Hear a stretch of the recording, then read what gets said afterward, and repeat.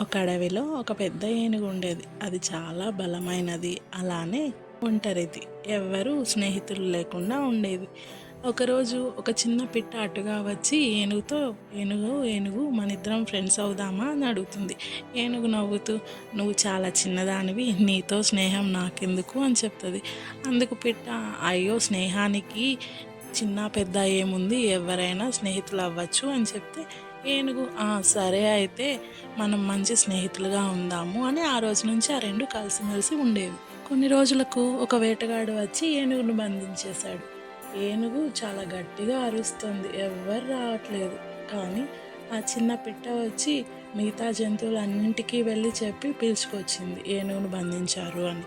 ఆ మిగతా జంతువులన్నీ వచ్చి వేటగాడిని తరిమివేశాయి. అప్పుడు ఏనుగు విడిపించుకుంది వాళ్ళ నుంచి. ఆ తర్వాత ఏనుగు కన్నీళ్లతో పిట్టతో చెప్తోంది, "నీవు చిన్నదానివైనా నన్ను కాపాడావు, నీది అసలైన స్నేహం, చాలా థ్యాంక్స్ నీకు" అని చెప్తుంది. అప్పుడు పిట్ట, "అయ్యో, ఎందుకు ఈ మాటలన్నీ, నువ్వు స్నేహితుడివి నాకు, అందుకే నువ్వు ఆపదలో ఉన్నప్పుడు నేను కాపాడాను, నేను అలా ఆపదలో ఉంటే నువ్వు కాపాడవా" అని చెప్తే, ఈ కథ నీతి ఏంటంటే స్నేహితుడు పెద్దనా చిన్ననా అని కాదు, ఎంత నిజాయితీతో ఉన్నారు అనేదే ముఖ్యం.